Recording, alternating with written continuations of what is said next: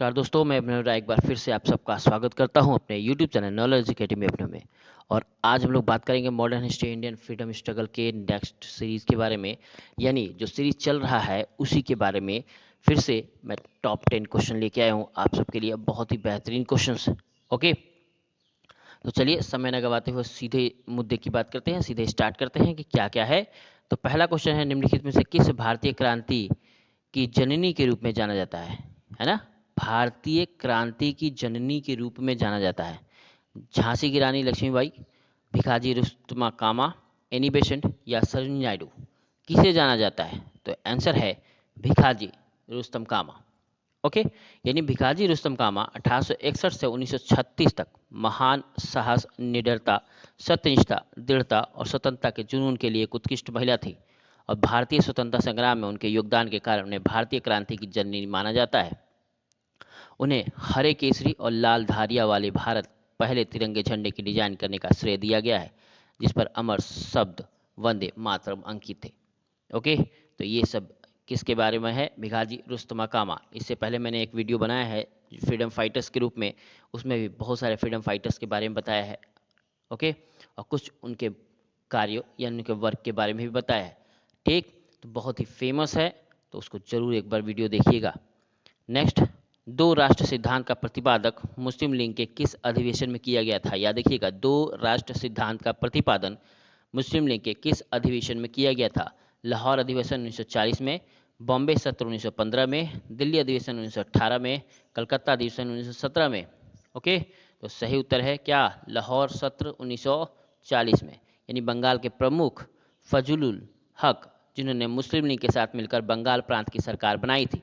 Okay, याद रखिएगा, फजलुल हक के अनुसार, जिन्होंने मुस्लिम लीग के साथ मिलकर बंगाल प्रांत की सरकार बनाई थी, ने एक प्रस्ताव पेश किया जिसे मुस्लिम लीग ने पारित कर दिया। इस सत्र में जिन्ना ने अपने अध्यक्षीय भाषण में साथियों के रूप में प्रसिद्ध द्विराष्ट्र सिद्धांत दिया। आज भारत को इकाईवादी और सजातीय राष्ट्र नहीं माना जा सकता, बल्कि इसके विपरीत मुख्य रूप से दो राष्ट्र, हिंदू और मुस्लिम। इस सत्र में पाकिस्तान शब्द का इस्तेमाल नहीं किया गया है, याद रखिएगा। और गांधी जी ने द्विराष्ट्र सिद्धांत को अस्वीकार कर दिया था कि नहीं चाहिए ऐसा द्विराष्ट्र सिद्धांत। ओके, तो बहुत ही इंपॉर्टेंट यहाँ पे एक्सप्लेनेशन है ये, और इसको एक से दो बार जरूर देखिएगा, सबसे क्वेश्चंस बहुत बनते हैं। तो नेक्स्ट, और याद रखिए आप सबके लिए बहुत ही बेहतरीन क्वेश्चंस ढूंढ के ले आता हूँ, ताकि जो क्वेश्चंस आए वो आपके लिए रिलेवेंट हो। ओके, तो springing tigers a study of a revolutionaries पर एक जीवनी संबंधी कार्य है। ओके, स्प्रिंगिंग टाइगर्स, तो भगत सिंह, चंद्रशेखर आजाद, सुभाष चंद्र बोस, श्यामजी कृष्ण वर्मा। ओके, तो किस पे है ये? सुभाष चंद्र बोस पे। यानी स्प्रिंगिंग टाइगर सुभाष चंद्र बोस के बारे में ह्यू टोए का काम है। यह पुस्तक द्वितीय विश्व युद्ध और इस उस अवधि के दौरान एंग्लो इंडियन संबंधों के बारे में अल्प ज्ञात तथ्य प्रस्तुत करता है। लेखक सुभाष चंद्र बोस के जीवन, दर्शन, आदर्शवाद, राष्ट्रवाद और राजनीतिक चतुराई का सजीव वर्णन किया है। ओके, नेक्स्ट, निम्नलिखित में से किसने अलीपुर षड्यंत्र मामले में अरविंद घोष का बचाव किया था? किसके? अलीपुर षड्यंत्र मामले में तेज बहादुर सप्रू, मोतीलाल नेहरू, जवाहरलाल नेहरू या चित्तरंजन दास ने? किसने किया है? तो सही उत्तर है चित्तरंजन दास ने। चित्तरंजन दास देशबंधु के नाम से जाने जाते हैं। 1870 से 1925 तक में एक महान राष्ट्रवादी और प्रसिद्ध न्यायविद। उन्होंने अलीपुर षड्यंत्र मामले 1908 में अरविंद घोष का बचाव किया और ढाका षड्यंत्र मामले में बचाव पक्ष के वकील थे। वह 1921 में अहमदाबाद में आयोजित कांग्रेस अधिवेशन के निर्वाचित अध्यक्ष थे। वह स्वराज पार्टी के संस्थापक भी थे। उन्होंने 1923 में लाहौर में और 1924 में अहमदाबाद में अखिल भारतीय ट्रेड यूनियन कांग्रेस की भी अध्यक्षता की थी। Okay, next, east India company के कमियों को दूर करने के लिए ब्रिटिश सरकार द्वारा कौन सा अधिनियम पेश किया गया है? ईस्ट इंडिया कंपनी की कमियों को दूर करने के लिए ब्रिटिश सरकार के द्वारा कौन सा अधिनियम पेश किया गया है? Pitt's India act, British union अधिनियम 1707, संघ का अधिनियम, भारत अधिनियम 1784। ओके, तो कौन सा अधिनियम है? तो सही आंसर है पिट्स इंडिया एक्ट का अधिनियम। ओके, तो पिट्स इंडिया एक्ट 1784 या ईस्ट इंडिया कंपनी एक्ट 1784 को ब्रिटिश संसद में रेगुलेटिंग एक्ट 1773 के दोषों को सुधारने के लिए पारित किया गया था। ओके, इसके परिणामस्वरूप ग्रेट ब्रिटेन में क्राउन और ब्रिटिश ईस्ट इंडिया कंपनी द्वारा भारत में दोहरे नियंत्रण और संयुक्त सरकार की स्थापना हुई। परम अधिकार रखने वाले मुकुट इस अधिनियम के साथ ईस्ट इंडिया कंपनी के राजनीतिक कार्यों की पहली बार उसकी व्यावसायिक गतिविधियों से अलग किया। इस अधिनियम द्वारा स्थापित कंपनी और क्राउन के बीच संबंध समय के साथ बदलते रहे और जब तक कि भारत सरकार अधिनियम 1858 में ब्रिटिश ईस्ट इंडिया कंपनी के परिसमापन का प्रावधान नहीं किया गया, यानी हर समय ये बदलते रह गए। ओके, आप सब इसको बहुत विस्तार से पढ़ भी रहे होगे, ठीक है। तो याद रखिएगा, एक्सप्लेनेशन या इसी सब में बहुत ही मेहनत लगता है, तो एक बार लाइक का बटन जरूर दबा दीजिए।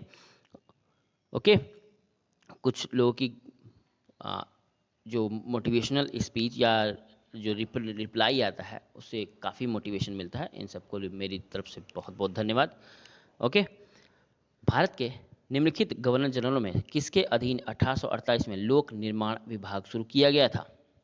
Lord Dalhousie, Lord William Bentinck, Lord Wellesley, Lord Viscount Canning. Okay, तो सही उत्तर है लॉर्ड ए डलहौजी। ओके, हालांकि लॉर्ड शब्द लगाना अब सभी भारतीयों ने मना कर दिया है, बंद कर दिया है।